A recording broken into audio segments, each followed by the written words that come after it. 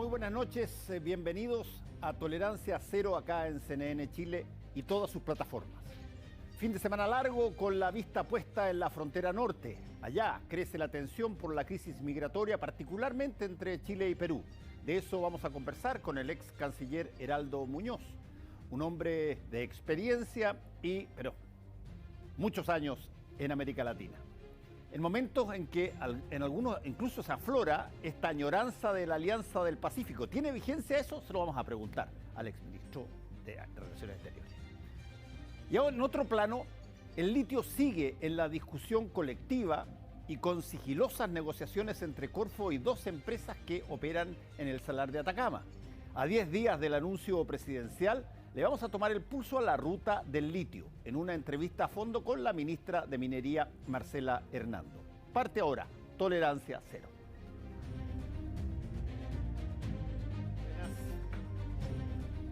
¿Cómo está usted? Mónica, Francisco, Jorge. Buenas noches. Hola. Muy buenas noches. A ver, partamos por decir qué tan exactos fueron las primeras cosas que se dijeron respecto de lo que pasó.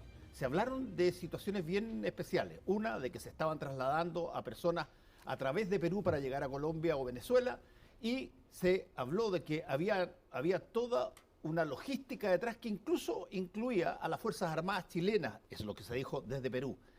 ¿Nos puede contar un poquitito cómo ocurrió esto y qué fue exactamente, cuáles eran los integrantes de toda esta situación? Bueno, muchas gracias por la invitación. Nada de eso ocurrió, porque como sabemos, estos migrantes de manera voluntaria están buscando retornar a sus países de origen. Por lo demás, ese es un derecho que está establecido en la Declaración Universal de Derechos Humanos, que establece en el artículo 3 el derecho de volver al país de origen. Y estas personas lo hicieron por distintas razones, ¿no? Algunos familiares, otros porque pensaron que Chile ya no era la oportunidad que pensaban, diversas razones. Y por cierto, las Fuerzas Armadas ni Carabineros participaron en la conducción de estas personas. Estas declaraciones desafortunadas de parte de autoridades peruanas, yo creo que tienen que ver más bien con un tema que es muy sensible en todos los países de la región, porque todos están enfrentando una sobrecarga migratoria producto del éxodo de más de 7 millones de personas desde Venezuela, particularmente. Y además, un gobierno, yo encuentro que particularmente desafortunadas las declaraciones del premier, del presidente del Consejo de Ministros. No tanto el alcalde de Tacna, porque, bueno, declaraciones altisonantes que me pareció bien que el presidente Boric no respondiera a esas declaraciones y se hiciera un llamado al embajador en Santiago para expresarle la molestia. Pero incluso mostraron ellos una suerte de grabación donde... Hay un reportaje en un canal de televisión, Sí, pero hay una... y Chile dijo que iba a investigar, no lo Sí, descartó. que Efectivamente, No lo entiendo que hay una investigación en curso para determinar si eso es efectivo o no. Pero lo que está claro es que no hay una política por parte del gobierno para reconducir a esas personas. Ahora, muchas de estas personas llegaron a Chile entrando por la frontera de Perú. Y que yo sepa, no hubo ninguna alerta de parte de las autoridades peruanas. Y algunas, aparentemente, por lo que he escuchado, les decían, mira, por aquí se puede entrar. Heraldo, y en ese sentido... Y llegaron, bueno, Perdón, te está miles diciendo y miles de Está diciendo que personas. tiene antecedentes de que militares o policía peruana les decían cómo entrar ilegalmente a Chile. No, esos son los comentarios que vienen ocurriendo desde hace mucho tiempo. Por cierto, no hubo aviso, porque es impensable que no supieran que estaban entrando personas de manera irregular a nuestro territorio. Impensable Y no también hubo, que nosotros no lo supiéramos. no hubo ningún aviso. Pero impensable que ellos no sepan y nosotros no sepamos. También es impensable que nosotros no sepamos. Bueno, pero esas personas, una vez que entraban, si se autodenunciaban, eran llevadas a los lugares de acogida y terminaban entrando a Chile por la legislación que hoy día tenemos. De modo que es una situación que se origina, creo yo, por, primero, la sobrecarga que hay en todos los países de la región que enfrentan situaciones semejantes. Segundo, un gobierno muy débil en Perú. Yo creo que muchas de estas declaraciones son más bien de consumo interno y terminan, sin embargo, tensando la relación bilateral, que yo creo que tiene que ser una relación positiva, porque somos países que tenemos una interdependencia demasiado profunda como para no tener un diálogo y resolver las cosas a través de los mecanismos diplomáticos. Heraldo, a propósito de diálogo y mecanismos diplomáticos, ¿cuánto nos están afectando en la relación con Perú las declaraciones que hizo el presidente Boric respecto a que Perú tenía que tener un cambio de rumbo, a su juicio? No, yo creo que el presidente lo que hizo fue expresar una preocupación sobre la transgresión a los derechos humanos.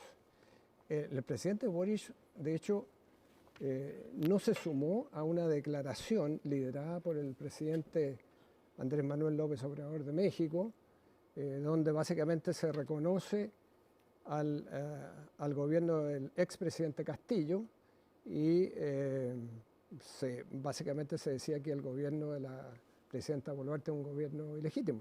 Hubo presiones para que el presidente Boric se sumara a esa declaración y no lo hizo. ¿Presiones de quién? ¿Presiones de quién? De los países firmantes, de los 4 países firmantes. Usted que conoce bien las relaciones de Chile con Perú durante harto tiempo, ¿estamos en un momento de particular dificultad en las relaciones con Perú? No, hemos tenido otros momentos mucho más difíciles. A mí me tocó una situación extremadamente compleja cuando se acusó a Chile de estar ejerciendo labores de espionaje. Eso fue en el medio de la demanda marítima boliviana y tuvimos una situación donde se amenazaba con un eventual rompimiento de relaciones bilaterales. Y eso lo manejamos. Eso fue mucho más complejo que lo que está sucediendo ahora. Heraldo, buenas noches. Usted habla de la sobrecarga de inmigrantes venezolanos en muchas partes de América Latina, cuya causa la conocemos y tiene que ver con lo que está ocurriendo hace ya mucho tiempo con el régimen de Maduro. Pero quiero preguntarle en su calidad de ex canciller y como experto en política pública en materia internacional, ¿qué responsabilidad tiene en lo que está ocurriendo particularmente en Chile? La decisión que tomó el expresidente Piñera después de su visita a Cúcuta, y básicamente el tema de la visa democrática, que después fue una política pública que se suspendió, pero que generó una expectativa que probablemente está en el origen, no de todo el drama que estamos viviendo hoy día, pero sí de su volumen y magnitud. Bueno, yo creo que hubo una responsabilidad evidente, porque el presidente básicamente dijo, mira, los vamos a recibir con brazos abiertos. Y bueno, se creó un precedente y la gente empezó a llegar, pero yo creo que el problema va mucho más allá. La migración ocurre por 2 factores. Primero por expulsión y luego por atracción. Expulsión porque una situación como la de Venezuela, una crisis humanitaria, económica, política, etcétera, hace que mucha gente migre por distintas razones. Porque no tiene empleo, porque sufre problemas de vida cotidiana, por razones políticas, etcétera. Ese es el factor de expulsión. Y el factor de atracción es que la gente migra a los países que ofrecen buenas perspectivas. Y Chile, en el marco regional, evidentemente ha estado en mejores condiciones económicas, sociales, que el resto de los países de la región. Entonces, Chile resultaba atractivo para muchas de estas personas. Entonces, no son solo esas declaraciones desafortunadas del presidente Piñera, que yo creo que buscaban ganar algunos puntos de corto plazo, porque se pensaba que poco menos que el régimen de Maduro se iba a desmoronar con los presidentes en la frontera, llevando ayuda, y evidentemente no solo no ocurrió, sino que se generó este efecto, pero creo que, como digo, creo que va más allá, es más complejo el problema de la migración.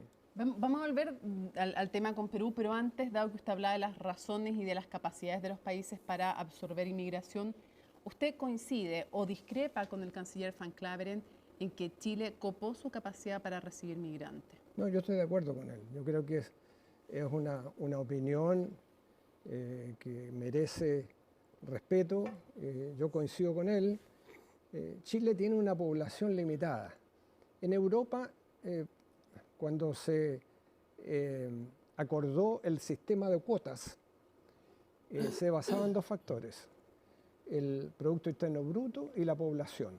Es decir, se puede recibir una cierta cantidad en función de la población de ese país.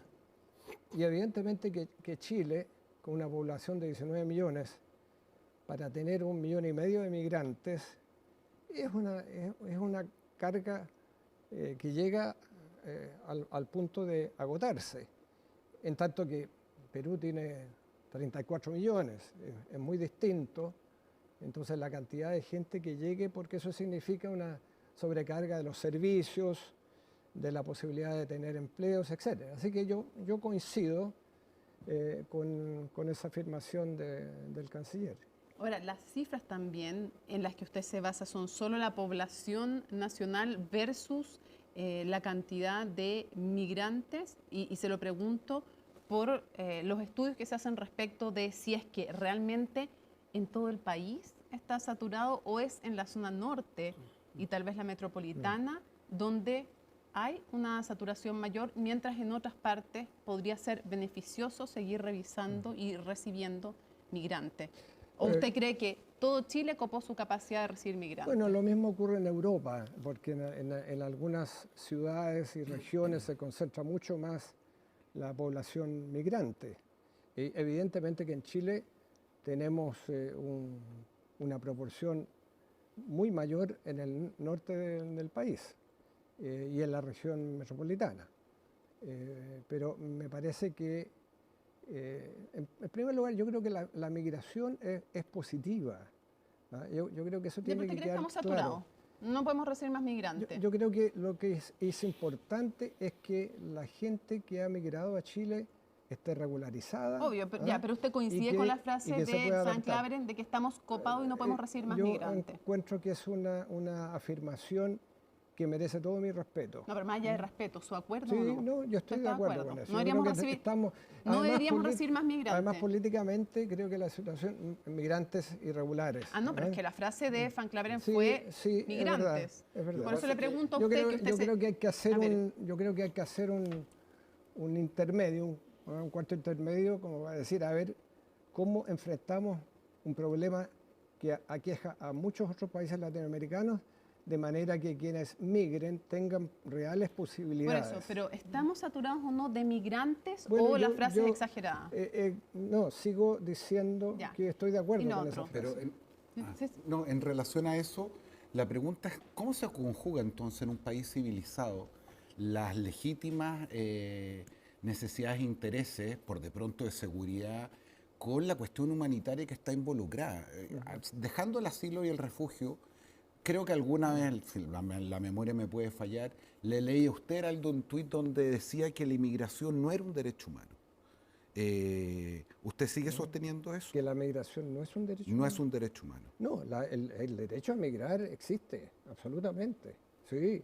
Yo creo que quizás no leíste bien lo que escribí, pero el derecho a migrar existe. Ahora, lo tengo aquí de hecho. Todos los países, los más desarrollados, los más humanitarios, tienen el derecho soberano a sus políticas migratorias. Y eso creo que hay que ponerlo con el derecho a migrar. El derecho a migrar y el derecho de los países a ejercer soberanamente las políticas migratorias. Leo textual, porque no estaba yo tan equivocado. Migrar no es un derecho humano y el Pacto para las Migraciones del cual Chile se ha restado tampoco lo afirma. Otra cosa es que los inmigrantes, como todos los seres humanos, tienen derechos universales que deben ser respetados y además el pacto no es legalmente vinculante. Ok, no es un derecho humano, pero existe un derecho a migrar. Pero en serio, y me estaba refiriendo al pacto, sí, que en su momento Piñera no firmó, y que establece claramente el derecho soberano de los países a fijar quienes entran al país, quienes salen al país. Heraldo, pero una cosa es que los países tengan todo el derecho a poner las normas bajo las cuales Sí, es cuestión se migra. básica de ¿ya? la soberanía de Yo los creo que nadie está estados. discutiendo eso. Y otra cosa es definir si usted cree o no que migrar es un derecho humano. Usted dice que no cree que sea un derecho No, yo humano. creo que es un derecho, efectivamente es un derecho. Pero no un derecho humano. Bueno, no está establecido que yo recuerde en la Declaración Universal de Derechos Humanos. A ver, déjeme hacerle una pregunta respecto de las consecuencias de eso mismo que están conversando ustedes tres. Los efectos de la migración. En algún momento dado, en este país, había presidentes que anunciaban, pero con mucho boato y con justa razón, la creación de una relación entre países de América del Sur. Y se le llamaba Pacto Andino por acá, se le llamaba Mercosur por allá. Pero había gran revuelo y gran regocijo por aquello. Cuando ocurren los problemas de inmigración, una de las cosas que afecta es, de alguna manera, la calidad de la relación entre los países. Lo estamos viendo hoy día entre Chile y Perú. Lo estamos viendo también cuando de repente hay situaciones que pasan con Bolivia. ¿Qué tanto cree usted que las relaciones entre los países son dependientes de una normalización de la inmigración? O si no, vamos a terminar aislados yéndonos a Coscacho. Bueno, yo creo que es un elemento absolutamente fundamental para un buen relacionamiento bilateral con los países vecinos y con los países de la región. Ahora, este es un problema que afecta a prácticamente todos los países del planeta. Sí. O sea, lo vemos en Europa, lo estamos viendo en Estados Unidos respecto a los vecinos del sur. No, es cierto que por grande cierto, problema. entonces hay que ver este asunto desde una perspectiva de que él no va a desaparecer y que puede afectar las relaciones bilaterales. Francisco, déjeme solo hacer una para que importante por pedagogía en el artículo 13 de la Declaración Universal de Derechos Humanos está el derecho a circular libremente y a elegir la residencia en el territorio de un Estado, lo cual no se condice con que no puedan establecer los Estados normas, pero es un derecho humano. Sí, y lo que decía era que en ese artículo también establecido el derecho a retornar al país de origen, ¿verdad? Si tú lo lees, está establecido también. Hablemos del país de origen porque gran parte del problema actual que tiene Latinoamérica está relacionado con Venezuela. No es exclusivo, ¿cierto? Pero gran parte del problema está en Venezuela, una dictadura o una tiranía a esta altura de la vida, yo no sé cómo denominarla, que no solo ha coartado las libertades más básicas, sino que además ha sido un desplome económico que ha significado que la gente se vaya. Sin embargo, ahí está el problema y la pregunta es qué tienen que hacer los países para tratar de resolver ese problema. ¿Hasta dónde pueden llegar los países latinoamericanos para tratar de aislar el régimen o se lo pregunto de otra manera, cómo pueden colaborar los países de la región para lograr que vuelva la democracia a Venezuela?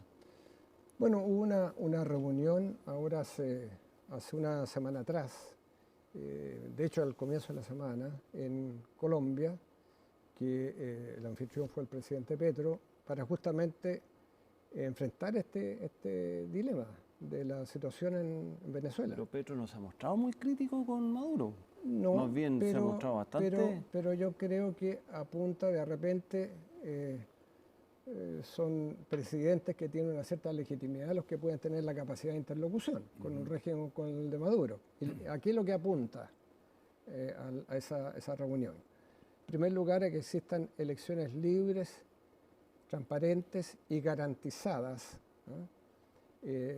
democráticas, que van a suceder el próximo año. Y por otra parte, que se levanten las sanciones económicas impuestas por Estados Unidos y la Unión Europea. Es decir, aquí hay un balance que podría significar que una cierta normalización en ese país, que no va a suceder de la noche a la mañana, pero ese es un camino, podría significar entonces que la gente que se ve obligada a salir del país alguna pueda viabilidad usted volver. que tiene experiencia en el tema. Llevamos 24 años con este régimen y claramente cada vez va de mal en peor, digamos.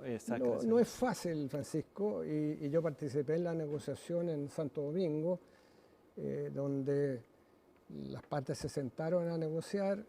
Yo estuve ahí de representante de la oposición, o elegido por la oposición, éramos dos cancilleres, el de México y el de Chile, y los que estaban designados por el gobierno eran los de Bolivia y Nicaragua. Las negociaciones parecían partir bien, y al final básicamente el régimen de Maduro desconoció mucho de lo que se había conversado y eso colapsó. Entonces, no es fácil, pero creo que es el único camino, porque el problema de fondo es la crisis humanitaria en Venezuela. Heraldo, no cabe la menor duda que es el único camino, pero con su experiencia, ¿usted no nota un cambio en el sentido que uno tiene la sensación que el régimen de Maduro hubo un momento en que tambaleó? Y las condiciones geopolíticas del mundo también han cambiado. Probablemente la guerra de Ucrania ha llevado a que, entre otras cosas, el tema del petróleo suavice algunas de las posiciones, incluso de los enemigos más acérrimos, como el caso de Estados Unidos, que en los hechos están negociando con Venezuela. Y sigue siendo California el mayor comprador de petróleo. Ocurrió recién que Guaidó es expulsado literalmente de Colombia. En este caso en particular, ¿hasta dónde se tensa esta conversación? Aquí tuvimos al canciller Van Claveren que se negó, pese a que Mónica se lo preguntó 3 o 4 veces, a hacer una condena más categórica de lo que estaba ocurriendo en Venezuela, justamente a raíz de estas conversaciones. Ni siquiera la calificó de ¿Dónde dictadura. está el punto de equilibrio entonces? Bueno, yo creo que parte de lo que ha sucedido ha significado que el régimen se siente un poco más aliviado. Sí. Estados Unidos incluso permitió ahora que Chevron, una compañía norteamericana, pueda comprar petróleo como consecuencia del impedimento que hay para adquirir petróleo ruso. Sí. Entonces, el régimen está en mejores condiciones de lo que estaba en el pasado. Pero de todas maneras, las sanciones económicas de Estados Unidos, el resto de las sanciones que aún están funcionando, y las de la Unión Europea, son un impedimento, y el único interés que tiene, a mi juicio, el régimen de Maduro es que le levanten las sanciones. Ahora, si eso va a significar que van a estar de acuerdo en tener elecciones libres y limpias, que no intervengan en los partidos políticos opositores, que el tribunal electoral sea un tribunal electoral neutral, etcétera, que existan las mínimas condiciones, eso está por verse, ¿no? Y yo creo que la comunidad internacional tiene derecho a tener dudas de que si eso va a ser posible o no. Si usted fuera el canciller o tuviera que recomendar al presidente, ¿estas negociaciones se deberían llevar directamente con Venezuela o con Guaidó? No, por favor, tiene que llevarse como se han conversado, cuando se conversa con la autoridad que tiene el control del país. Las conversaciones que entiendo que se están llevando a cabo son con las autoridades del régimen de Maduro. Del que puede hacer las cosas. Por lo demás, Guaidó ya está en Estados Unidos, y parte del problema es que la oposición venezolana está extremadamente dividida. Un par de definiciones rápidas, Heraldo. Lo primero, ¿usted está de acuerdo o en contra con que el canciller chileno no diga que Venezuela es una dictadura? No, yo digo que es una dictadura. Si usted fuera canciller, ¿lo diría? Pero, bueno, lo dije.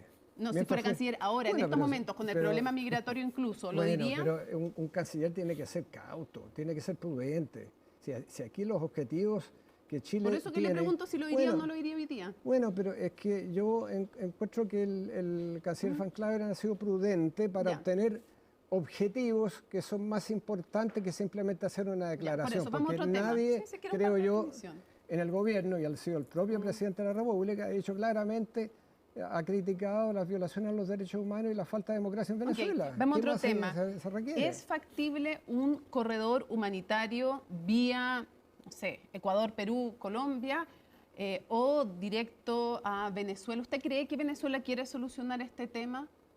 Bueno, aparentemente, por lo menos he leído y me he enterado por conversaciones que he tenido con las altas autoridades de la Cancillería, que estarían disponibles incluso para hacer una suerte de puente aéreo, de corredor aéreo. Yo espero que sí, porque incluso tenía este programa de Regreso a la Patria. Y por lo tanto, como estas personas lo único que quieren es volver a su patria, debiera ser posible que eso ocurra. Es que si hubiera tanta voluntad, ya habrían dejado aterrizar un vuelo falso. Es mucho más difícil, Mónica, un corredor humanitario terrestre que tiene que pasar por 5 países al final de cuentas y que se hace más difícil. Ahora, yo creo que de todas maneras tiene que haber algún tipo de acuerdo regional, multilateral. Eso es fundamental porque O sea, hay que partir con intercambio de información. No sabemos la identidad de las personas que migran, no sabemos cuántos son. Y una definición que se está discutiendo... Déjame terminar sí. un poquito. No sabemos si esas personas quieren volver o no. No sabemos si los países pueden ser un tránsito para que eso ocurra. Entonces, falta información básica que creo que se debiera lograr a través de algún tipo de entendimiento regional. Hay dos iniciativas que me gustaría que usted dijera si está a favor o en contra. Una se está discutiendo en el Congreso y otra se ha conversado solo a nivel político, la ha planteado José Antonio Kast. La primera, y que ha tenido incluso recepción en algunos del actual oficialismo, a favor o en contra de que se establezca como delito, no como falta, entrar irregularmente a un país. Unos dicen que sí, otros dicen que esto implicaría que tuvieran que meterlos a las cárceles en Chile y que sería un desastre. ¿A favor o en contra de que sea delito ingresar? No, yo no estoy a favor de que sea delito y así está establecido incluso en la ley de migraciones. Otra cosa es la prohibición de ingreso irregular. Eso está establecido, en la ley 21.325. ¿Y qué le parecen estas ideas de José Antonio Kast de crear centros de detención de migrantes que mientras no se pueda reconducir, como se dice, o expulsar, se creen en centros de detención temporal de migrantes? Mira, eso incluso ocurre en Europa. Hay centros de detención temporal o de acogida. Yo creo que lo que corresponde es trabajar con las agencias especializadas de Naciones Unidas, con ACNUR,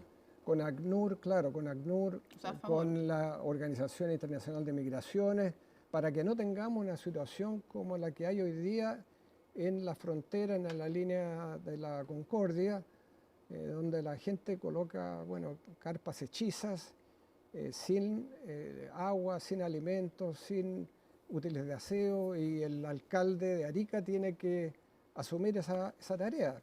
Entonces, es bien distinto de lo que está diciendo Kast, ¿eh? Pero sí, yo creo que hay que tener el mínimo de tratamiento humanitario para las personas que migren y que pueden estar en una situación donde deben ser reconducidas al país de donde entraron de manera irregular. Yo creo que eso se va a plantear luego respecto me parece, a Bolivia. Le iba a preguntar sobre una situación que ya tiene que ver con algo más bien cultural. ¿Qué tanto siente usted, o cree usted, o ha visto, o sabe, la forma en que está cambiando la apreciación del chileno común y corriente respecto del extranjero?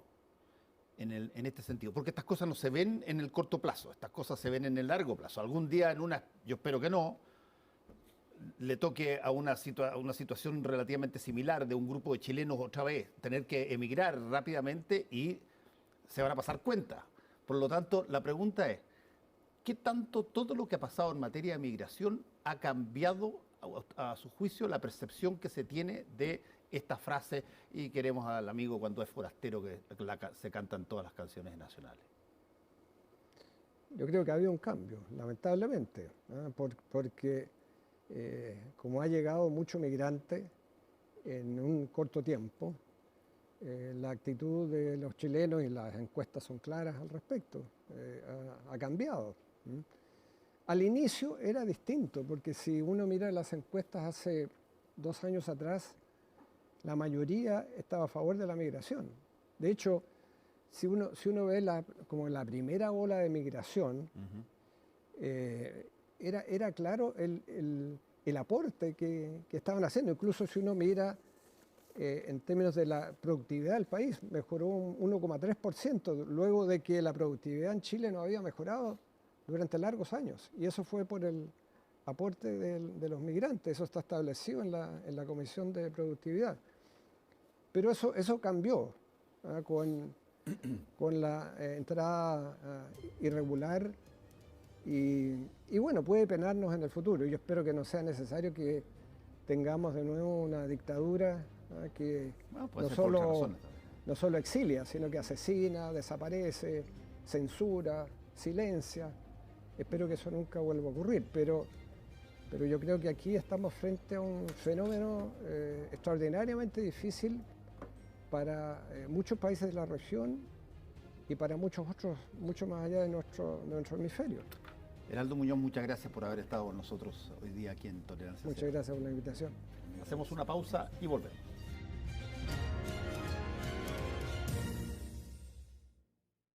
Sinersis.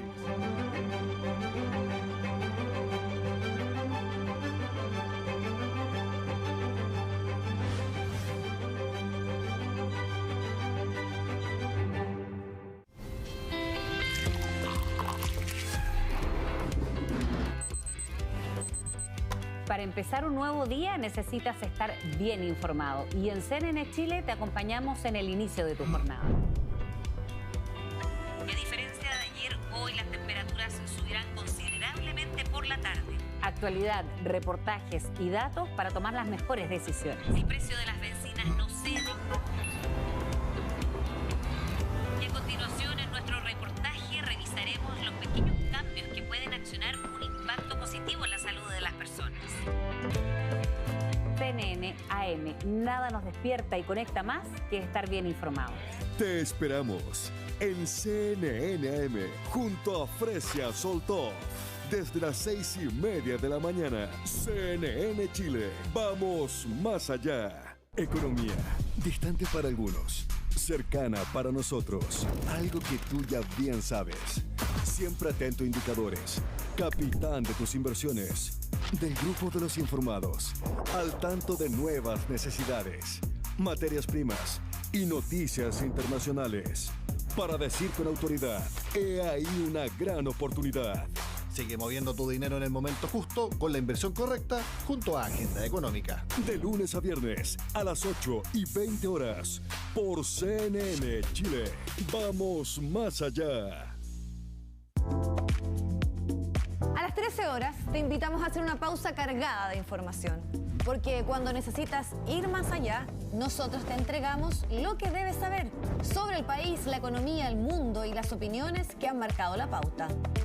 La segunda mitad del día parte en CNN Tarde. CNN Tarde, junto a Viviana Encina. Lunes a viernes, 13 horas, por CNN Chile. Vamos más allá.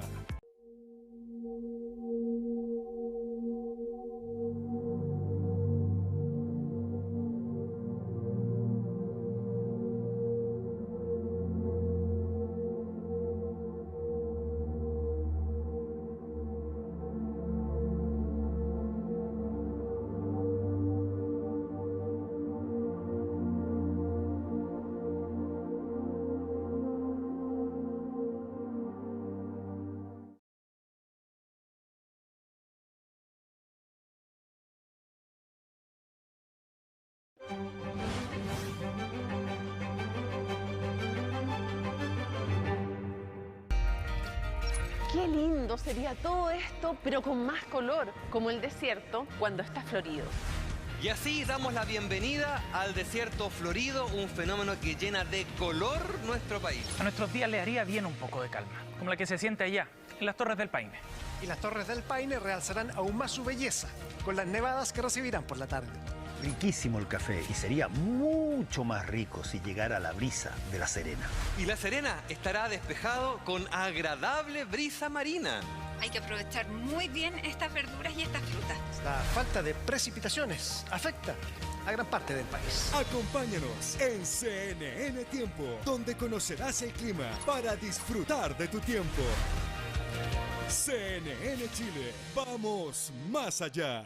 En la era de la información queremos ayudarte a navegar por las noticias. Noticias que cambian al mundo. Algunas nos inspiran, otras nos hacen ser conscientes. Noticias en contexto y perspectiva que movilizan a las masas y se producen cuando menos lo esperamos. En un mundo con múltiples fuentes de información, te ayudamos a conocer lo más relevante del día en Chile y también en el mundo. Te invito a descubrir lo que hoy es noticia. Hoy es noticia con Matilde Burgos, de lunes a viernes a las 16:30 horas. CNN, vamos más allá.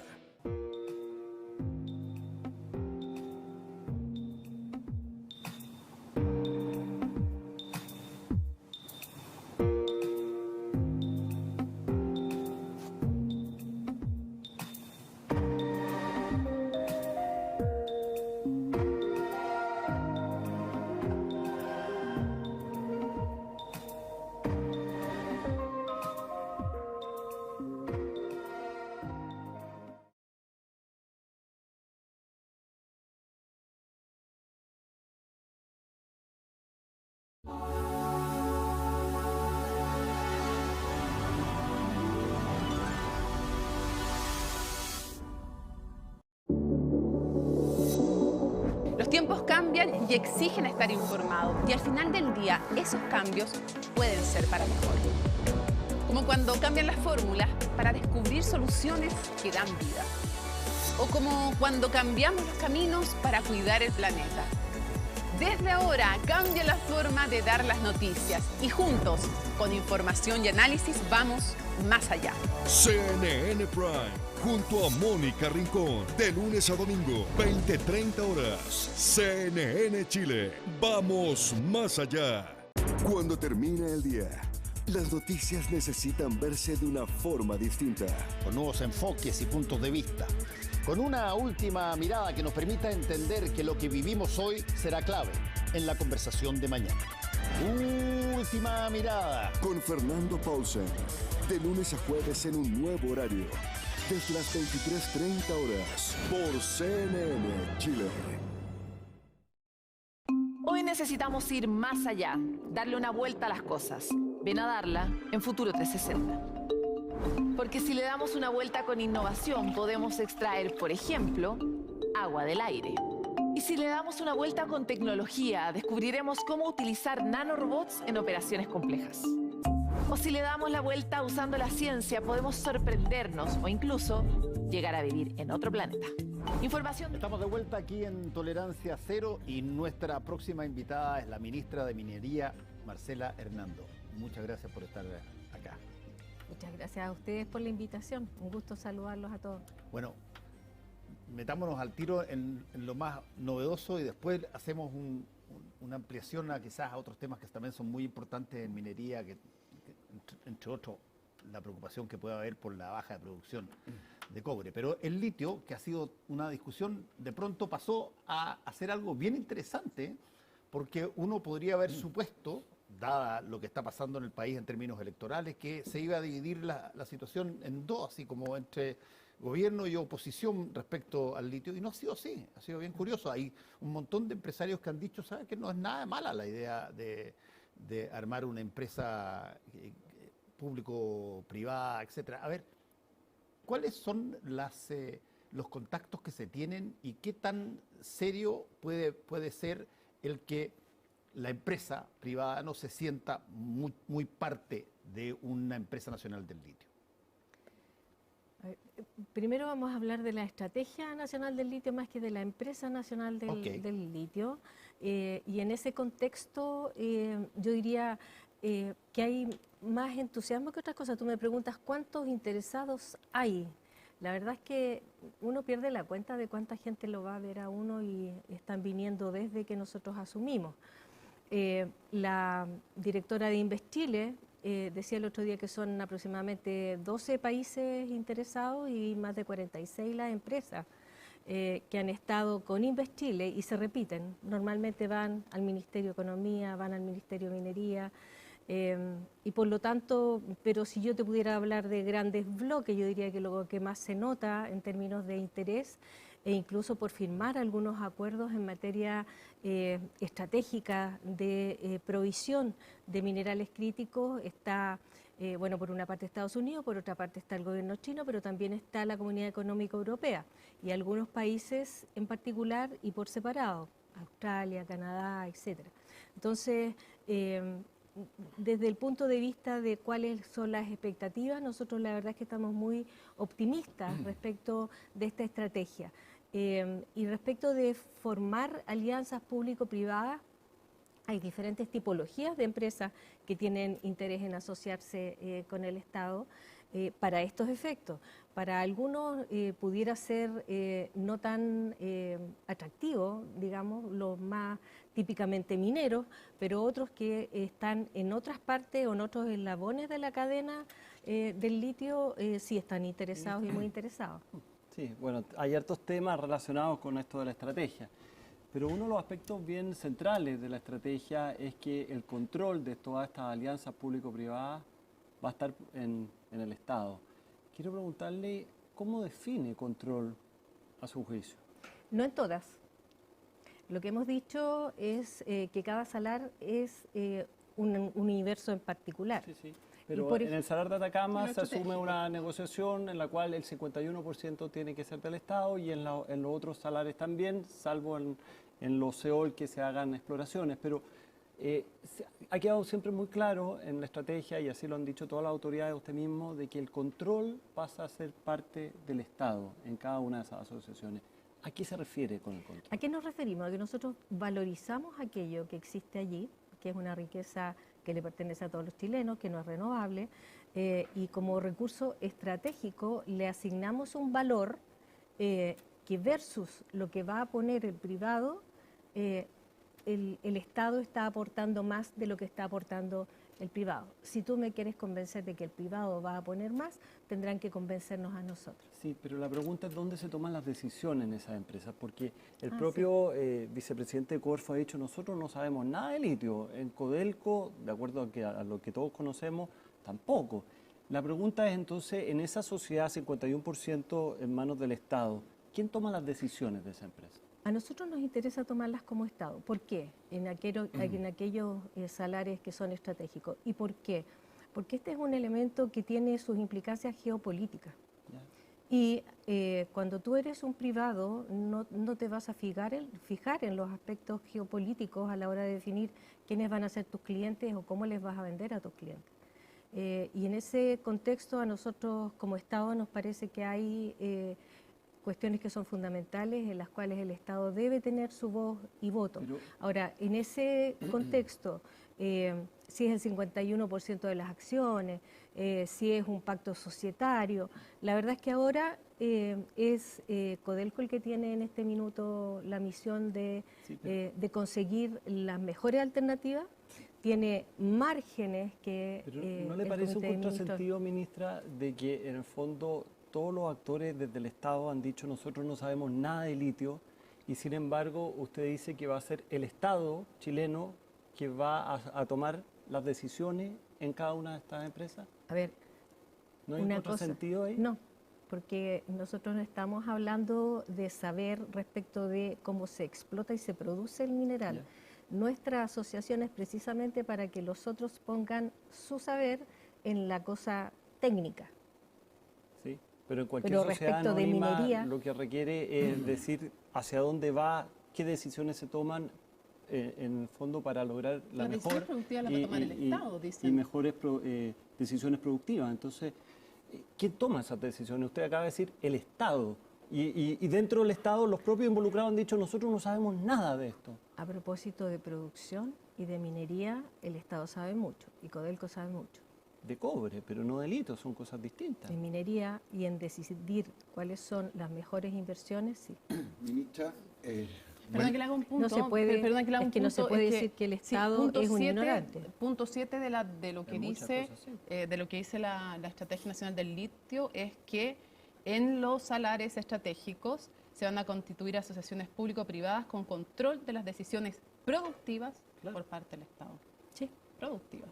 Porque sería interesante para un privado que decida sobre producción alguien que dice no saber cómo producir litio. A ver, el Estado conoce de administración, ¿sí o no? Sí, conoce de administración. Es capaz de poner las fichas en aquellas cosas que le den más rentabilidad al Estado, sí o no. ¿Y quién mejor que Hacienda para saber qué es lo que le trae más riqueza al pueblo chileno o no?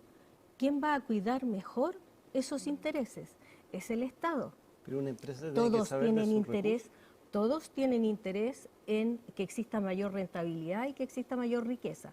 Y en eso yo no me pierdo. Yo creo que todos ustedes tienen el mismo interés, porque lo que queremos es recaudar más para Chile. ¿Y quién mejor que el Estado para representar ese interés? Y para eso tiene que saber de economía y de algunas otras cosas, pero no necesariamente tiene que saber cómo explotar el litio. Pero cómo... Sí, bueno, sí. Ministra, buenas noches. Yo tengo que partir haciendo una aclaración. Como se publicó hace 3 semanas atrás, en una entrevista por Eduardo Vitrán, a mí me tocó colaborar con él, pro bono, en una dimensión de la negociación del contrato. Y creo que es de toda transparencia... La que está vigente, el exactamente, que está vigente. Del 2018. Claro, y creo que es de toda transparencia poner ese antecedente sobre la mesa, porque por razones obvias conozco bien esa negociación. Quiero llevarle un tema un poquitito más general, y puede ser una percepción mía. Usted ha dicho en 2 ocasiones, ya yo la he escuchado muy atentamente, que esto es una política que devuelve el litio para Chile. Cuando creo que en general, en mi particular punto de vista, siempre ha sido chileno. De hecho, la incorporación de estas empresas, una el año 93, en el gobierno de Elwin, después del 95, cuando Corfo vende en la bolsa una participación, gobierno de Frey. ¿Usted está cómoda con la decisión de que el gobierno vaya a negociar directamente con estas empresas incumbentes, Albemarle y Soquimich en el Salar de Atacama, en vez, por ejemplo, de tener un proceso de licitación en el 2030 o el 2043, o de tener derechamente una empresa estatal que explote ahí de manera exclusiva y excluyente el litio? ¿Usted se siente cómoda con esa decisión de ir a negociar hoy día con los incumbentes? Mira, dialogamos durante meses con los diferentes ministros y con los equipos a propósito del tema de si era bueno o no, y se fueron derribando algunos mitos respecto del saber más o saber menos, o si esta empresa era irreemplazable. Y en ese contexto yo creo que nos fuimos convenciendo de que es la que mejor sabe hacer explotación tal como existe hoy día, por evaporación. Y lo que queríamos hacer era obtener, o sea, y qué bueno que me hicieron la pregunta anterior, porque yo creo que finalmente el interés mayor es obtener la mayor riqueza y ventajas para Chile. Nosotros podríamos quedarnos como estamos y continuar y decir el 2030, o licitamos ahora con fecha de 2030, o lo mismo para Albemarle para el 43. Sin embargo, eso no iba a mejorar la productividad hoy día. Hoy día la productividad está topada por un tema que tiene que ver con la capacidad de bombear salmuera, sí, por el tema hídrico. Entonces, en ese contexto, y voy a ir yo no quiero revivir la pregunta que me hace Pirincho en términos de si me siento cómoda o no me siento cómoda.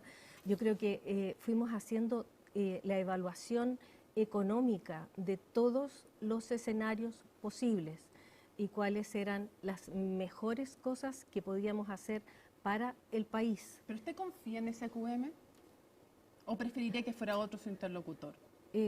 A ver, SQM es una empresa, sí, y por ella van a negociar, me imagino que alguna consultora, algún banco o abogados, etcétera. Lo mismo que por... ¿Pero usted preferiría que fuera otro interlocutor?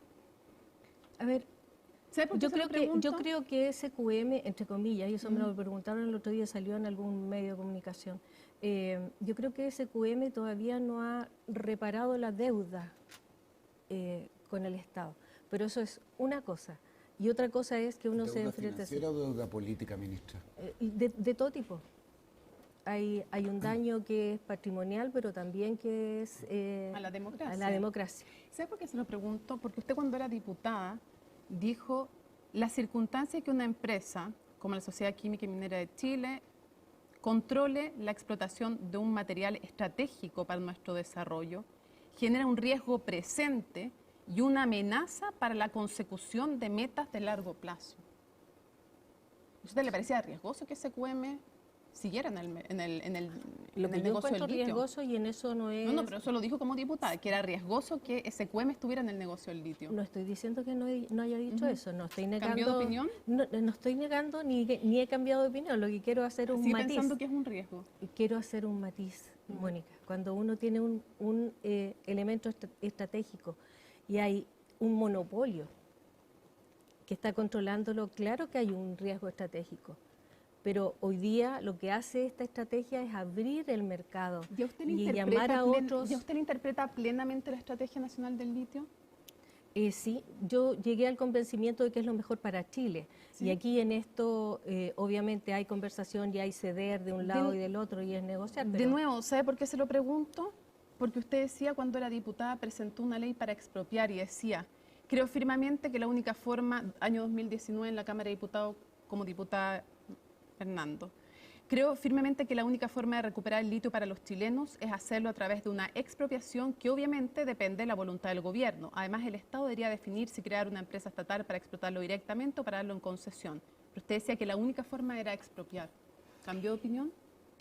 Sí, eran otros tiempos. 2019. No antes, hace tanto tiempo. Sí, pero antes de un estallido social, antes de todos los cambios sociales y políticos que hemos tenido, y antes del convencimiento respecto de cómo hay cosas que no se pueden hacer porque ponen en peligro la estabilidad del Estado. ¿A qué me refiero? A que una de mis primeras actividades como ministra de Minería fue enfrentarme con varios gobiernos extranjeros y estar en el extranjero.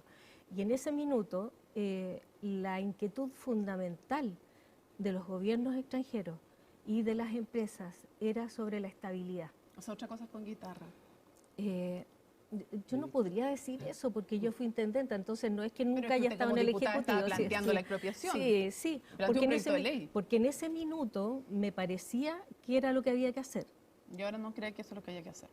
No, de hecho, fuimos los primeros que declaramos desde el principio que íbamos a respetar los contratos. Y nos pareció que eso era lo primero que teníamos que hacer, porque teníamos que afirmar la estabilidad de nuestra institucionalidad política para darle seguridad a los inversores. Volviendo un segundo al tema que le planteaba Francisco, si uno mira la historia para atrás, independiente de cómo uno evalúa la última redefinición de este contrato que se hizo y la incorporación de Abermal hasta el año 43, lo cierto es que los números del año pasado son bien espectaculares para el país en materia de la contribución de más de 5.000 millones de dólares que se hace el Estado de Chile, más de lo que hizo incluso Codelco.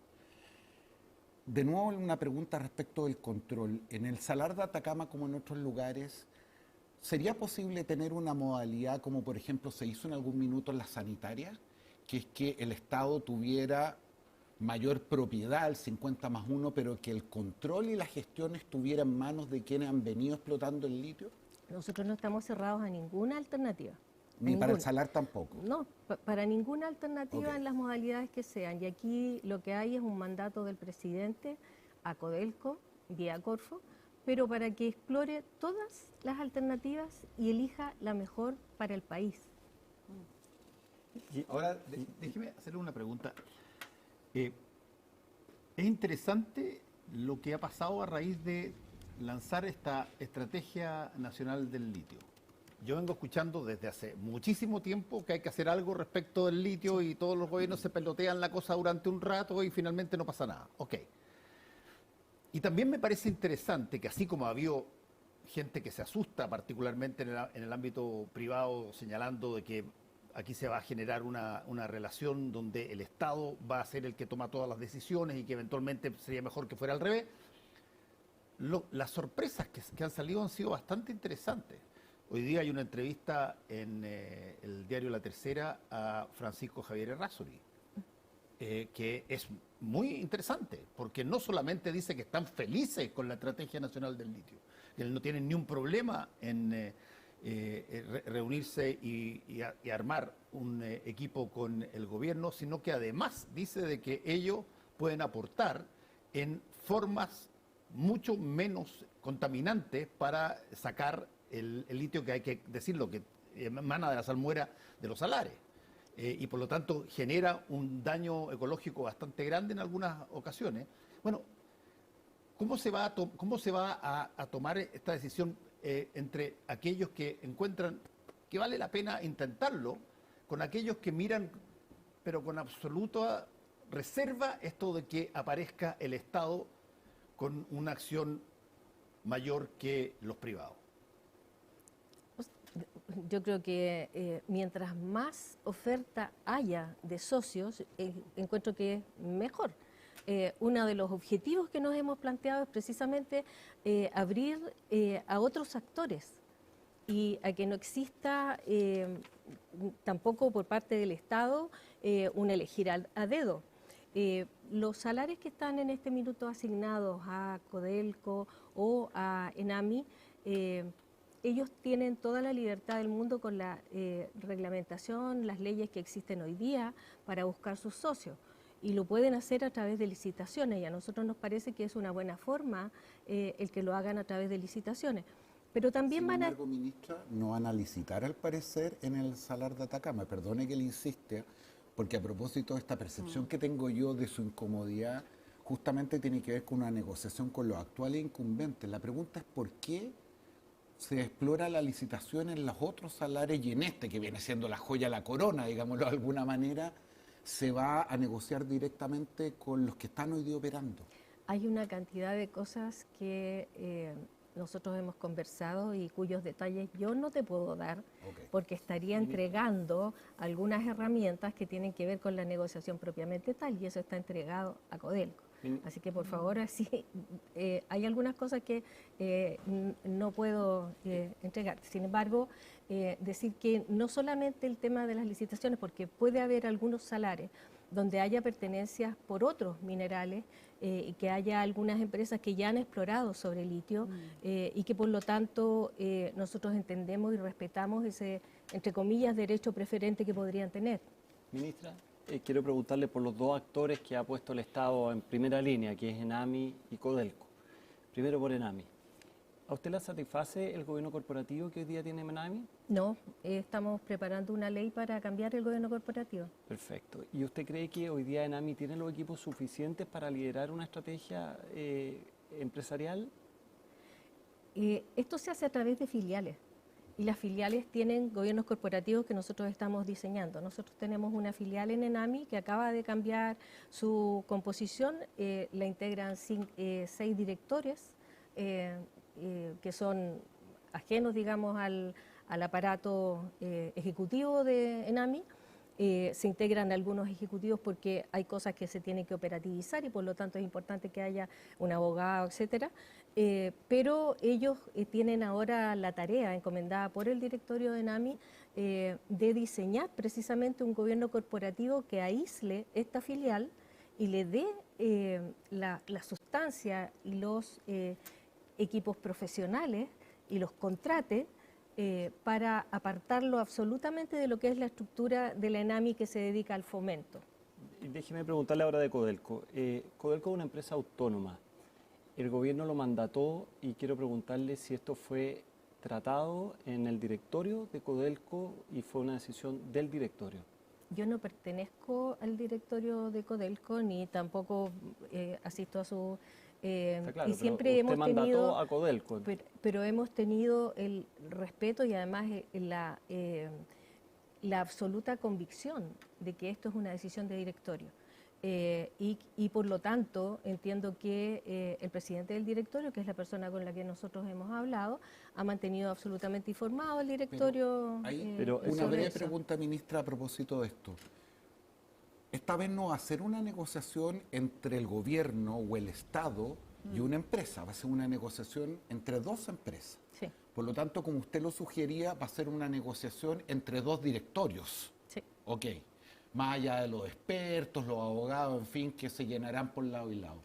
La pregunta, Francisco, es relevante porque el acuerdo que se toma, lo que se le propone al país, es una decisión que toma el directorio de una empresa, que es Codelco, con el directorio de las otras 2 empresas. Y por lo tanto, ese acuerdo no es... ¿Qué tan vinculante es o no después para ustedes, Perincho, que están arriba? Perdón, Perincho, pero es que hay una cosa previa, que es decir que el directorio de Codelco es autónomo, con lo cual el Estado no puede llegar y mandatar que mañana se dedique a hacer paraguas. No, hecho ese punto... No, es que ese es un punto súper central. Hecho ese punto, la pregunta es, ¿qué pasa si es que el acuerdo entre estos 2 directorios no resulta satisfactorio para el gobierno? ¿Le quita el mandato a Codelco, por ejemplo? Sí, pero perdón, ministra, conteste las 2 preguntas, por favor, porque son las 2 tan relacionadas. Una es cuál es el respeto a la autonomía y la segunda es lo que dice Perincho respecto a que si no le gusta, digamos, el resultado de esa negociación. Me preocupé de tenerlo, de preguntarlo muchas veces, porque yo no soy abogado, entonces me interesaba tenerlo meridianamente claro. Y lo que se me explicó es que lo que se hace es un mandato, es una encomendación, es como, y aquí Codelco actúa como si fuera una empresa consultora a la que tú contratas para que haga un determinado mandato. Ahora, dicho eso, sabemos que es una decisión que tiene que tomar el directorio, el que autorice o no autorice a esta negociación, pero eso está funcionando. Dicho eso, el mandato de Corfo a Codelco, porque Corfo es el dueño de la concesión. Corfo mandata a Codelco para que explore en su representación cuáles son las mejores alternativas. Y del resultado de eso tiene que proponerlo al Comité de Ministros, que integramos el ministro de Hacienda, el ministro de Economía y yo, y obviamente el presidente, y en ese contexto, una vez que eso se apruebe, podría llevar entonces a que se implemente esa propuesta. O sea, no decide autónomamente Codelco. No. Ahora, esa era la pregunta. Sí.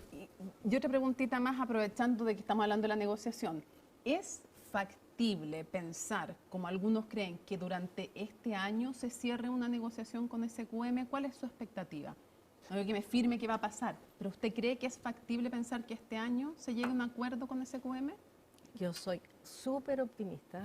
¿Eso es un sí? Sí. Sí, ya. Y lo otro, en el fondo lo que el gobierno, y no solo el gobierno, imagino todos los chilenos quieren, es obtener más riqueza del litio. Estamos de acuerdo con eso, que es uno de los objetivos, más allá de todo el tema ambiental y todo, que también es súper relevante, ya. Pero en términos económicos, el Estado quiere obtener más de parte de SQM y Albert Malve, ¿cierto? Más del litio. Por eso. Pero, o sea, no solamente de ellos dos. Pero ellos están explotando, por eso me refiero de ellos. Okay, quiere más. ¿Qué le puede ofrecer a cambio el Estado a estas dos empresas para que se allanen a renegociar dando más de lo que dan ahora? Le vamos a preguntar al equipo negociador. Porque... Ya, pero me imagino que es más plazo, por ejemplo, en el contrato. ¿Es una de las opciones o no? No nos cerramos a ninguna alternativa, y todas están ahí en la mesa. Es que son cartas de la negociación propiamente tal. ¿Y eso no sería contradecir el programa de gobierno del presidente Gabriel Boric? Todas las alternativas las va a explorar el equipo negociador. Por eso usted me dice que está dentro de las alternativas alargar el contrato. Nosotros le hemos dado ciertos bordes, y ya dije que se habían definido ciertos bordes, pero... Es que en el punto, en uno de los puntos, número 4.3 del programa de gobierno del presidente Gabriel Boric dice: no extender el contrato de arrendamiento entre Corfo y SQM y asegurar la transferencia de los derechos que tiene Corfo respecto a dicho contrato a favor de la ENALI, que es la empresa nacional del litio. A ver, entonces, lo que está, digamos, se puede cambiar de opinión, pero sería una contradicción con el programa de gobierno. A ver, lo que está absolutamente claro es que lo que ocurra en el Salar de Atacama a partir del 2030 no es igual a lo de hoy día. Y por lo tanto, allí va a haber una asociación público-privada, cualquiera que ésta sea, con la empresa cualquiera que sea, pero a partir del 2030, 31, el Salar de Atacama va a estar explotado por una o más asociaciones público-privadas. Y eso es diferente a lo que hay hoy día.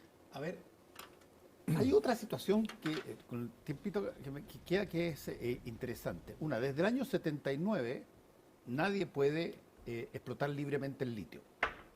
El Estado asigna cuotas de explotación desde el año 79 en adelante. ¿Eso está por revisarse o no? ¿Sabes lo que pasa? Que respecto del litio hay una serie de instituciones que tienen diferentes atribuciones. Por ejemplo, las tiene la DGA para fijar la cuota de salmuera, las tiene la SECHEN, que es la que te da cuotas de venta, las tiene el Ministerio, que otorga los CEOLES, las tiene el Ministerio de Medio Ambiente, que da las resoluciones de calificación ambiental. Entonces, una de las cosas que nosotros hicimos durante el año pasado fue trabajar con todas estas instituciones que tienen algún grado de atribución y de responsabilidad, y lo que hicimos es hacer un levantamiento de la normativa que hay que cambiar. Porque hoy día uno de los problemas que se produce es la incerteza, porque algunos proyectos tienen RCA aprobada, tienen cuota de SECHEN aprobada, pero no tienen CEOL. Entonces, es necesario regularizar. Yo le preguntaba eso porque hay toda una estructura que de alguna manera la delineó también Jorge, hay toda una estructura en torno a esto que la pregunta es: ¿qué tan fácil se hace posible el que se pueda crear la empresa nacional del litio? ¿Estás refiriendo al trámite en el Parlamento? No solamente el trámite en el Parlamento, hay cuotas que ya están asignadas y que eventualmente tienen una determinada perspectiva. Es decir, ¿qué cosas hay que cambiar para que efectivamente cambie la forma de hacer en términos de las relaciones público-privadas y también la forma de extraer el litio? Si no hoy día en Chile solo hay 2 faenas que tienen cuotas de litio asignadas en forma legal y pueden explotarlas. Sí. y que son el salar de Atacama, podría ser el de Pedernales, aunque tiene otras dificultades de explotación ese salar, y también está el Seol que tiene Codelco en Maricunga. Aparte de eso, todos los otros salares, en los cuales vamos a tener que hacer todo un proceso para decir cuáles son estratégicos, cuáles no, cuáles se tocan y cuáles son demasiado frágiles para tocarlos y se van a proteger medioambientalmente, pero todos los demás necesitan Seol. Ministra. Seol, explíquele a la gente, por favor, qué es lo que Seol es un contrato especial de operación de litio. Ministra, se nos fue el tiempo, pero yo quiero preguntarle qué le parecen las declaraciones del expresidente de Codelco y militante socialista Óscar Landerreche, que dijo que esta fue una política para quedar bien con Quilapayún. Bueno, yo creo que él tuvo que desdecirse y pedirle disculpas a Quilapayún, así que sobre eso no me voy a pronunciar, pero la verdad es que ha habido muchas personas que se han pronunciado y como decía al principio en la introducción, Fernando, sí. De lado y lado, o sea, aquí no existe una posición que sea políticamente muy polarizada. Hay de ambos lados y de los académicos, tú ves algunos que están a favor, otros que están en contra. La verdad es que por aquí ando trayendo un documento y entiendo que la semana pasada les mostró parte de ese documento porque ahora se ha engordado un poco en Nico Grau respecto de porque vamos haciendo una revisión de... ahora, estamos muy confiados porque estamos teniendo señales de que esto va a ser bueno para Chile. Y eso es lo que nos interesa. Que va a tener buena recepción, dice usted. Sí, ahora, respecto de la Empresa Nacional del Litio, nosotros entendemos que eso, y yo habiendo sido parlamentaria, podría durar el trámite un año como 15. Ya, o sea, ¿se puede hacer esta estrategia sin Empresa Nacional del Litio? Sí. Ah, okay. Se puede. Sí, eso es lo que hemos dicho desde el principio, o sea, para eso tenemos la herramienta. Ahora, ¿por qué es necesario? Igual, porque alguien podría decir, bueno, y si se puede hacer así, ¿por qué vamos a hacer la empresa? Es porque... siempre hablamos de las empresas que tienen giro minero, Enami y Codelco, pero tienen giro minero y no más. El tema es que queremos fomentar una industria que hable y que también trabaje desde aguas arriba hacia aguas abajo, que participe en toda la cadena, y eso, ese giro no lo tienen Enami y Codelco. Bueno. Hay harto para conversar, seguir conversando, ministra, en esto. Muchas gracias por haber estado con nosotros hoy día en Tolerancia Cero. No, muchas gracias a ustedes. Muchas gracias. Muy bien. Pausita.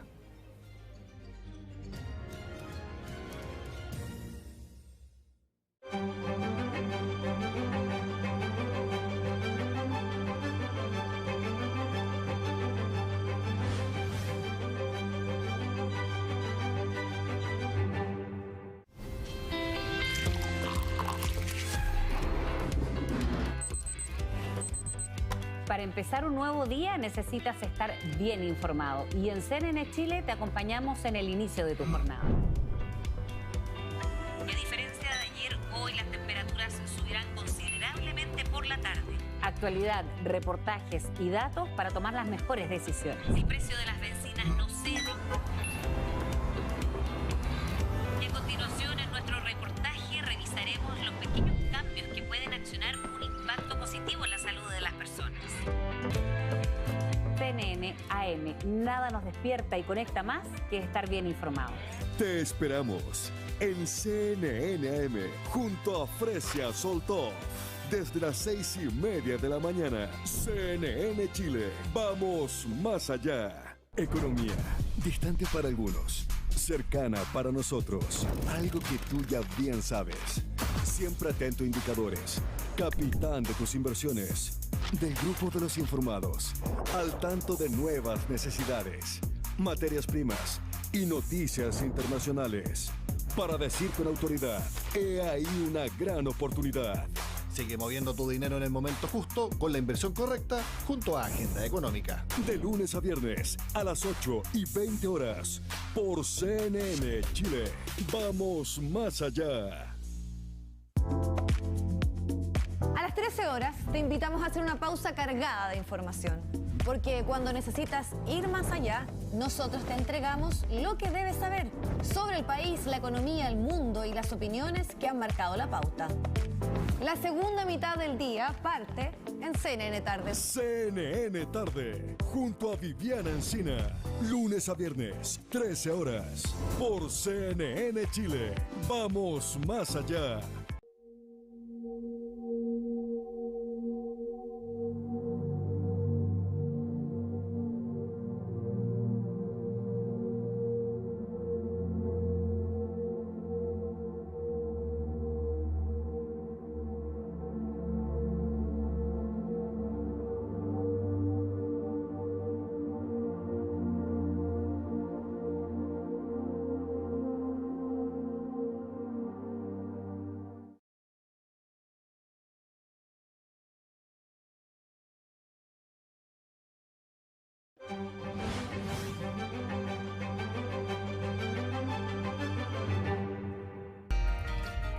Qué lindo sería todo esto, pero con más color, como el desierto cuando está florido. Y así damos la bienvenida al desierto florido, un fenómeno que llena de color nuestro país. A nuestros días le haría bien un poco de calma, como la que se siente allá, en las Torres del Paine. Y las Torres del Paine realzarán aún más su belleza con las nevadas que recibirán por la tarde. Riquísimo el café y sería mucho más rico si llegara la brisa de La Serena. Y La Serena estará despejado con agradable brisa marina. Hay que aprovechar muy bien estas verduras y estas frutas. La falta de precipitaciones afecta a gran parte del país. Acompáñanos en CNN Tiempo, donde conocerás el clima para disfrutar de tu tiempo. CNN Chile, vamos más allá. En la era de la información queremos ayudarte a navegar por las noticias. Noticias que cambian al mundo. Algunas nos inspiran, otras nos hacen ser conscientes. Noticias en contexto y perspectiva que movilizan a las masas y se producen cuando menos lo esperamos. En un mundo con múltiples fuentes de información, te ayudamos a conocer lo más relevante del día en Chile y también en el mundo. Te invito a descubrir lo que hoy es noticia. Hoy es noticia con Matilde Burgos, de lunes a viernes a las 16:30 horas. CNN, vamos más allá.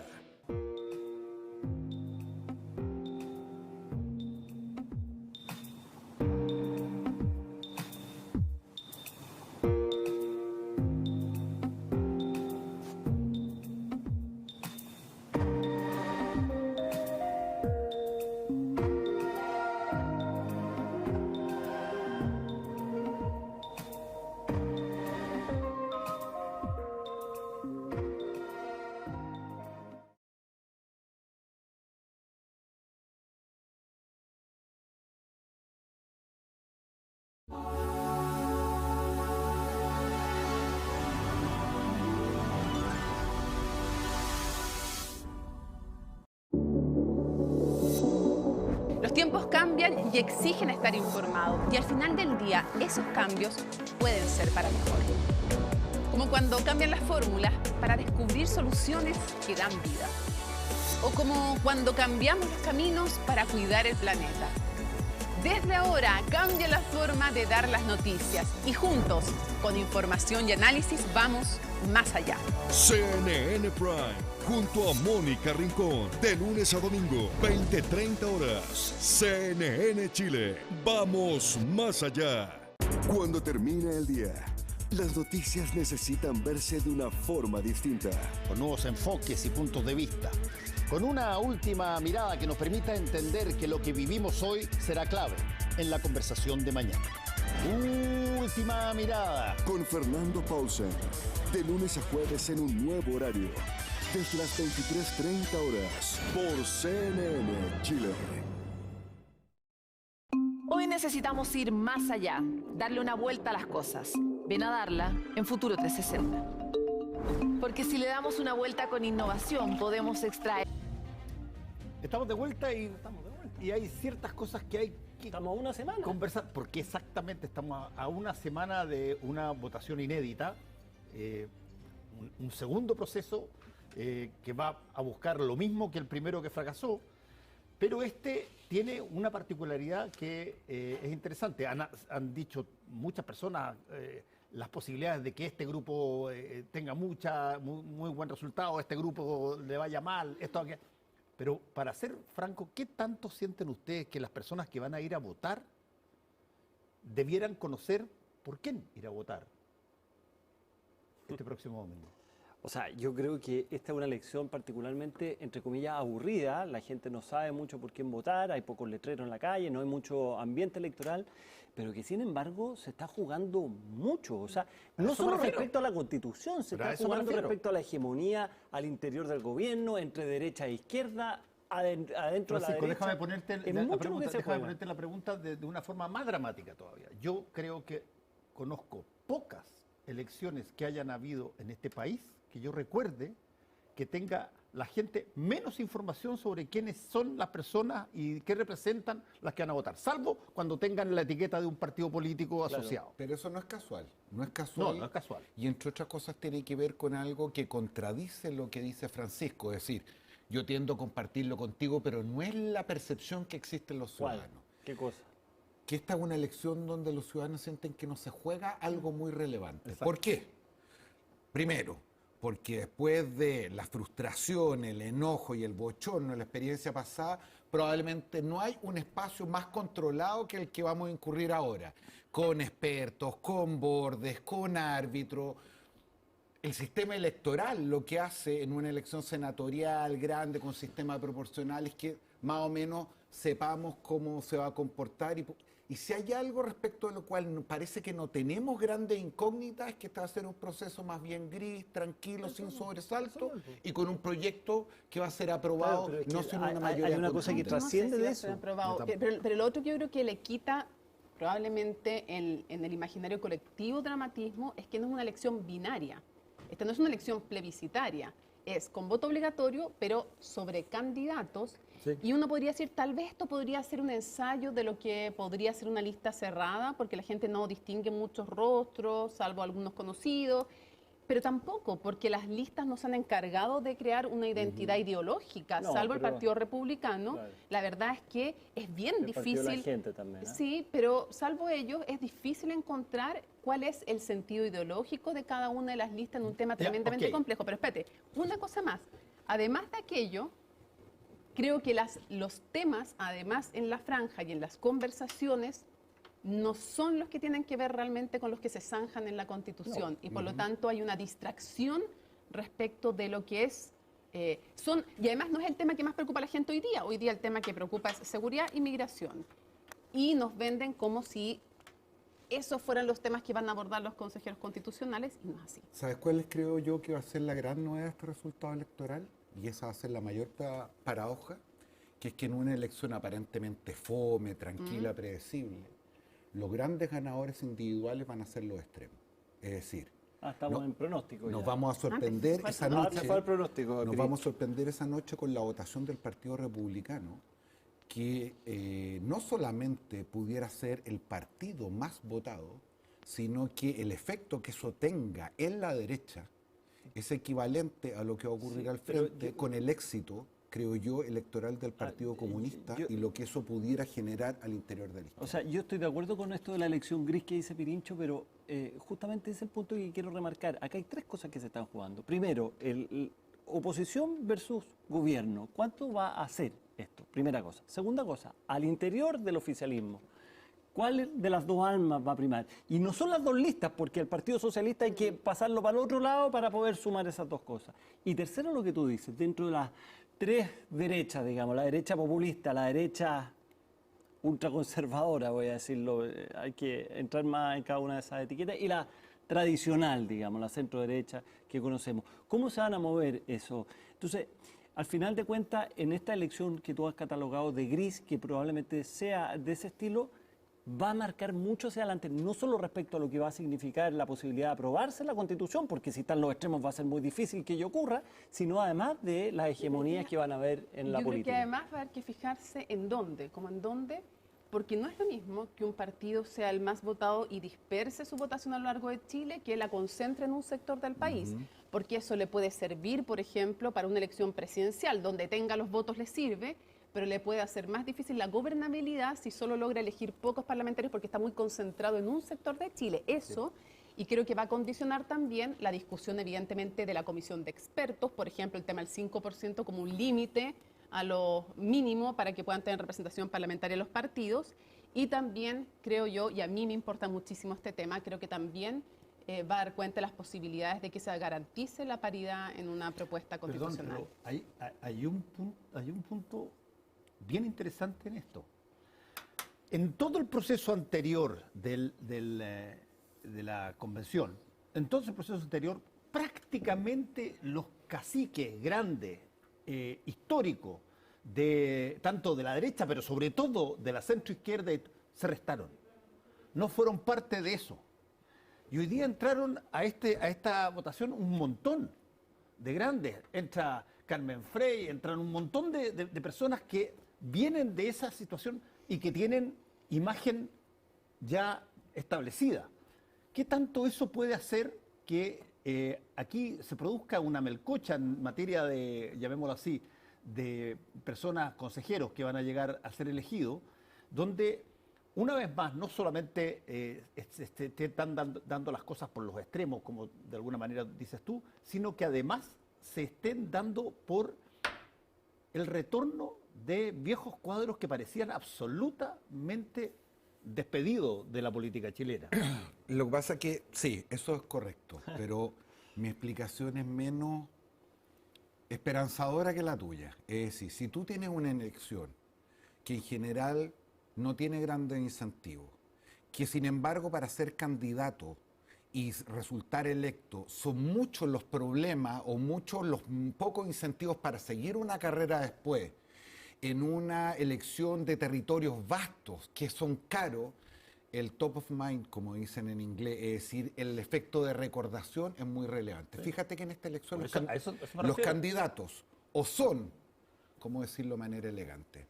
Personas que ya se habían jubilado, estaban a punto de jubilarse de la política y que por lo tanto no tienen nada que perder, franja superior, o en la franja inferior, jóvenes entusiastas que tampoco tienen nada que perder porque es las primeras armas que hacen en política. Pero todo lo intermedio, aquellos que ya tienen sus fichitas, que ya habían conquistado algo, esos se marginaron completamente. Entonces aquí va a ser muy importante la marca, lo que tú dices, o sea, como sí, no hay mucho figura identificable, lo que va a significar la marca. Y en ese sentido me parece a mí que va a ser súper relevante si esto tiene una cierta correlación con lo que fue el plebiscito del 4 de septiembre, si digamos, la denostación de lo que fue ese resultado en torno a la fake news, etcétera, porque de un punto uno no puede hacer una recta, pero de 2 puntos sí puede hacer una recta, y por lo tanto lo que vamos a ver si es que hay una continuidad respecto a lo que ocurrió en 4 de septiembre. Tú dices una cosa bien interesante porque de alguna manera introduces una variable comunicacional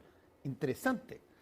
Cuando a ti te están diciendo de antemano todas las semanas y todos los días de que el resultado de algo va a ser así, los republicanos van a ganar por acá, o el PC va a ganar por allá, o el Partido de la Gente va a sacar una cantidad gigantesca, tú tienes un porcentaje de la gente que vota obligadamente ahora, un porcentaje de la gente que vota obligadamente en todas las votaciones que existan, que corresponden a lo que se denomina el voto ganador. Los tipos no saben mucho quiénes son, pero lo que saben es que no quieren ser de los que perdieron en esa elección. Y cuando se anuncia mucho de que algunos van a ganar, seguro que van a ganar, de pronto pasan a ser mucho más atractivos para aquel que diga yo voté por alguien que efectivamente salió. Los discursos... y no perdí mi voto. Los discursos no lo mandé al tarro. Los discursos construyen realidad. Ahora, hay un elemento que ponía la Mónica que es bien interesante.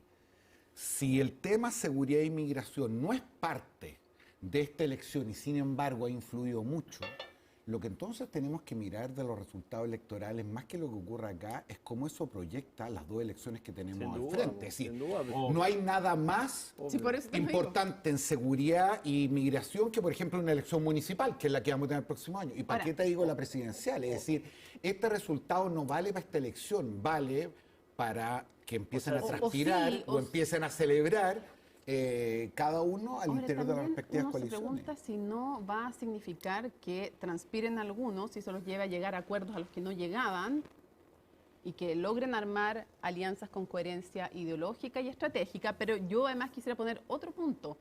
Yo creo que a mí me parece del todo evidente que la agenda constitucional de alguna manera apagó la agenda social que antes estaba muy fuerte, antes del estallido. Y después la agenda de seguridad termina de alguna manera apagando la agenda constitucional y por ende también la social.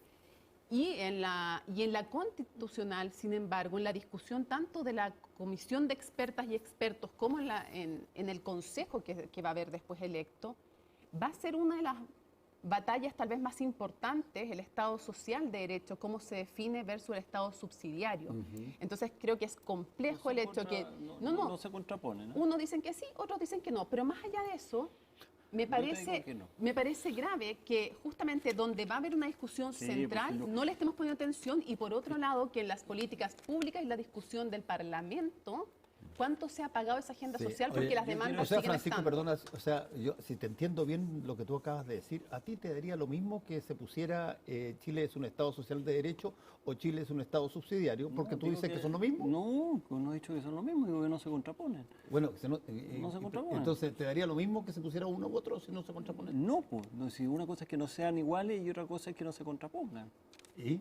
Entonces, son dos cosas distintas. ¿Tú dices que pueden los dos funcionar simultáneamente? Obviamente que sí, pues. Pero creo que se nos acabó el tiempo. Lo podemos discutir la próxima semana. Solo una cosa corta. Nosotros el próximo domingo vamos a ver el listado de la gente que salió, vamos a ver su partido y vamos a decir, y le vamos a poder asignar una probabilidad de que esto llegue a un acuerdo y a una propuesta constitucional o no. Porque si salen los extremos o si salen gente que van a una función identitaria. El número 21 es el número mágico. Si salen muchos de un lado y del otro lado, vamos a decir... ¿Cuánto crees tú que va a sacar la oposición? La oposición. Definía la oposición como cómo. Defendía la oposición como todos los partidos de la derecha tradicional, de la derecha dura y de la derecha populista, en las palabras de Francisco. Cerca, entre el 55 y el 60, yo creo. Pero va a depender mucho de esa composición. ¿Entre cuánto dijiste? Entre el 55 y el 60. Pero no son sumables esas tres derechas.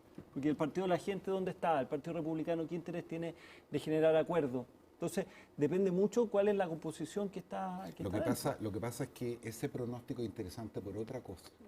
Porque si se logra el quórum a efectos de aislar a una determinada minoría y que por lo tanto la negociación, la transacción y el acuerdo no sea una obligación, sino que sea una opción, como yo dije aquí medio en broma o medio en serio, esto puede ser la venganza del septemvirismo, es decir, que tengamos una dinámica en esta discusión similar a la anterior, que no sea así, pero ya otra vuelta a la ¿Con quién le conviene aliarse a Chile? Vamos, también es interesante. Así es. Nos vamos al minuto de confianza.